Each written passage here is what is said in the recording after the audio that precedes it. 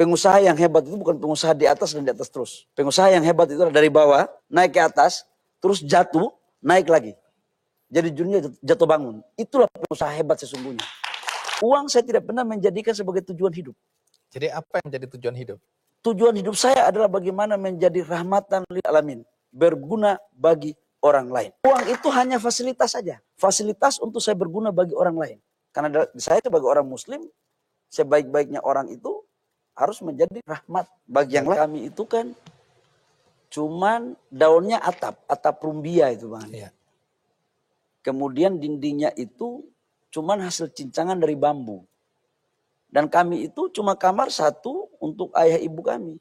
Yang lain anak-anak? Yang lain kami tidur di ya kayak parkiran mobil lah begitu kira-kira. Ya itu hidup. Tapi ayah ibu saya nggak pernah mengajarin kami untuk minta-minta di orang. Kalau saya dilahirkan dari keluarga yang mungkin mampu, ajaran-ajaran ini saya tidak bisa dapatkan. Dan mungkin belum tentu saya bisa jadi menteri seperti sekarang. Jadi saya bangga kepada ayah dan ibu saya. Ibu saya itu sebenarnya kerja di kebun. Kemudian jadi pembantu di rumah orang. Jadi cuci pakaian di rumah orang, pembantu. Ayah saya itu buruh bangunan. Kerjanya gajinya 7.500 per hari. Masa panjang pekik itu luar biasa sekali. Saya sejak SD udah tahu cari duit, Bang Andi. Karena harus jadi jual kelapa, pikul kayu bakar. Kemudian SMP, saya jualan kue. Mak saya bikin kue, subuh-subuh. Habis sholat subuh mak saya. Kemudian bikin kue, dan kue itu saya jual di teman-teman sekolah saya. Itu tidak malu itu ya? Waktu itu antara malu dan tidak malu sebuah keterpaksaan. SMP kelas 2, saya udah jadi kondektur angkot. Di Fak-Fak, di terminal. Jadi saya ini udah rasakan hidup di terminal. Semea sopir angkot. Jadi saya itu di terminal pun pangkat saya berjenjang Bang Andi.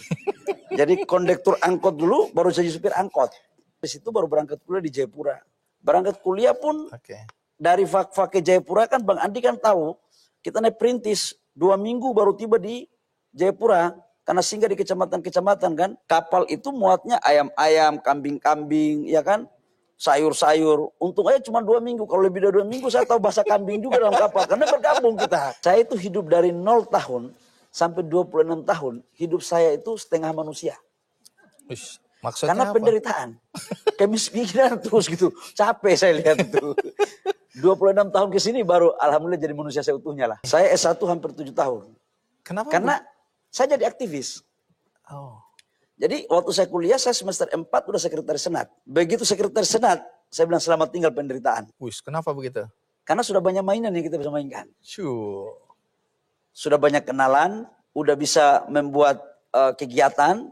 Kalau buat kegiatan kan habis itu ada uang sisanya Bang Andi. Iya. Udah kenal sama pejabat, kemudian saya semester 6 jadi ketua senat. Semester 7. Habis itu saya jadi aktivis di HMI. Dan bergaul sama teman-teman senior-senior di GMKI. Jadi dari situ banyak kenalan saya.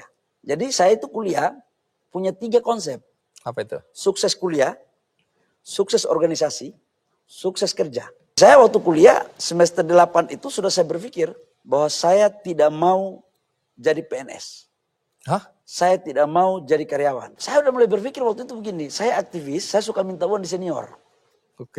Bawa-bawa proposal. Kan saya ngerti gaji pegawai negeri itu berapa. Karena saya udah sering minta uang di senior. Terus kalau saya jadi PNS, junior saya datang. Junior senat, junior HMI.